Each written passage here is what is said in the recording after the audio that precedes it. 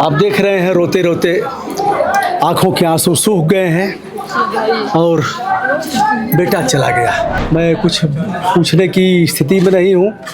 आंखों के आंसू बता रहे हैं सब कुछ जिसे आप महसूस कर रहे हैं। दान करते थे कि नहीं बच्चा चप्पल पहना, कहेंगे कि ये नहीं कि चप्पल खरीदते नहीं, पहन के चलो दिखाओ हमको पैर में हो रहा है कि नहीं हो रहा है। बहुत किए बहुत किए हैं, बहुत समाज के आज किए तो सारा लोग रो रहा है, नहीं किए तो किसी को क्या पहचान रहा है कि तुम कौन है। किया हुआ तो आगे आता है। बहुत किए थे, खून भी देते हाँ, खून कहाँ नहीं दिया। अब देखिए बात छन करके आई है कि भरत रक्तदाता भी थे, बहुत बार गरीबों को खून दिया, उन मरीजों को जिसको कोई खून देने वाला नहीं था। आप सभी को यह दुख सहन करने की क्षमता दें और दोषियों को कड़ा से कड़ा दंड दें, उन्हें भी फांसी हो। यही चाहती है ना? कुछ नहीं सोचता समझता था, बस निकल जाता था। करना है तो भाई सेवा करना है। इतने दिन के लिए यही आया था, भगवान ने बुला लिया। बिटिया समझा रही है कि मम्मी भैया तो नहीं रहा, हम भाई तो नहीं ला सकते, लेकिन अंतिम दम तक हम बिटिया हैं, बेटी हैं, भाई की पूर्ति करेंगे। आप देख रहे हैं रोते रोते आंखों के आंसू सूख गए हैं और बेटा चला गया।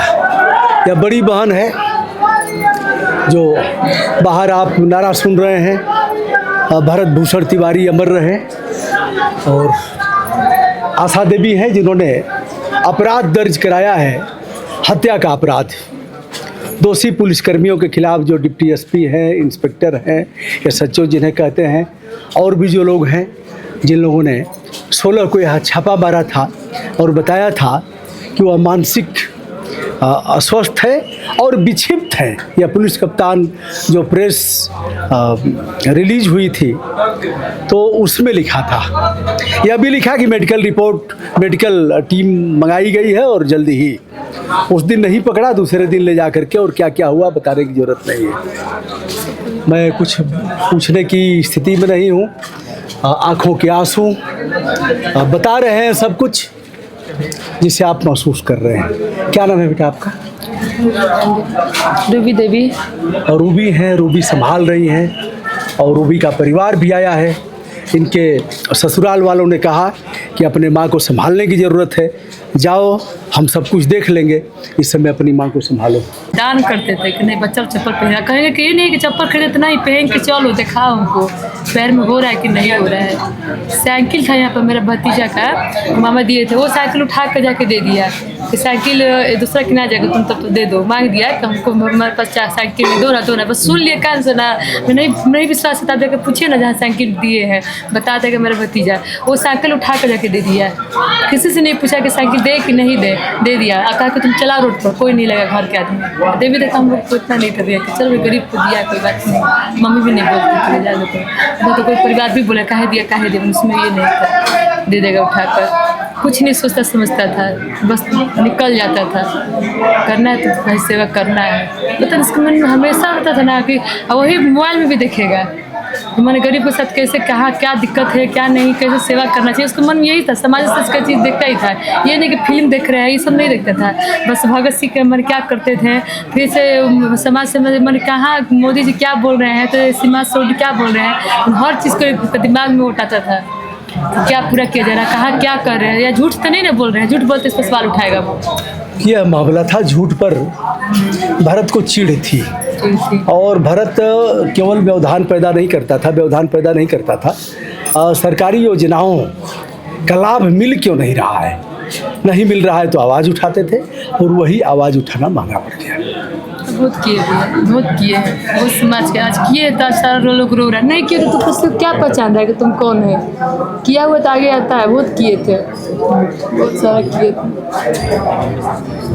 हम लोग भी सिखाएंगे कि तुम लोग भी करो, समाज सेवा करो, ये करो, तुम चलो रक्तदान करो। हम कहेंगे कि भैया हम दे देंगे, हम बोलते थे हम दे में क्या है, हम दे देंगे तो हम बचेंगे भी नहीं। अच्छा, खून भी देते थे? हाँ, खून कहाँ नहीं दे। गाँव का लड़का का हाथ पकड़ के कहे अरे हम नहीं देंगे भाई, हमको बीमारी हो जाएगा, मेरी मम्मी बोलेगी इतना तुमको बीमारी है, चलो खून की कमी होगा तो हम दे देंगे तुमको खून, चलो। हाथ खींच कर वो लड़का नहीं जाएगा, उसको खींच के ले जाकर खून दान करवा देते दान।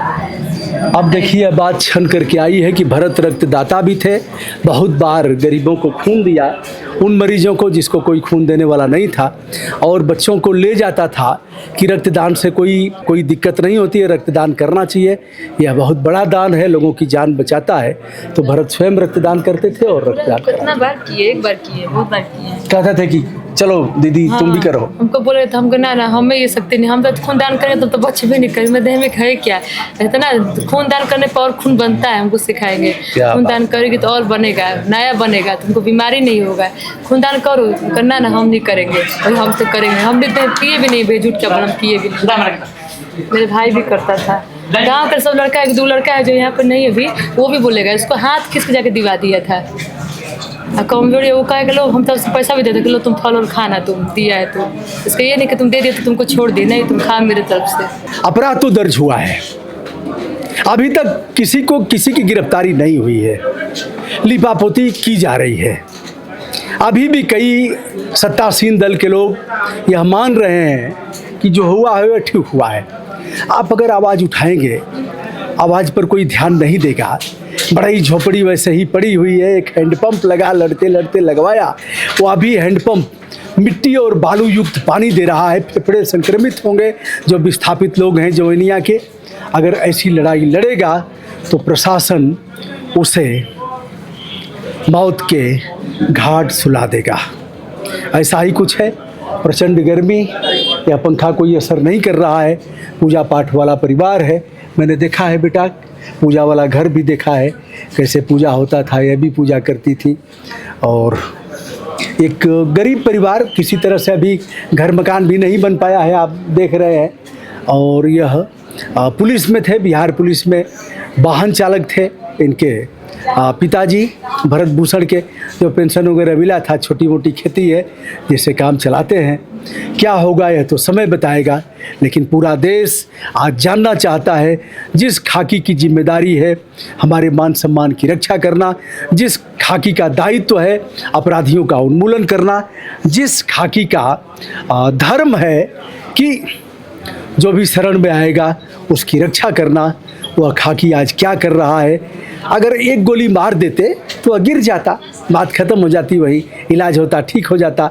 आर्म्स एक्ट 25 जो पहले वाला था उसे लगाते आप, जो भी धाराएं थी आप लगा देते। क्या आप मारेंगे 4-4, 5-5 गोली मारेंगे, मार करके मौत की नींद सुला देंगे?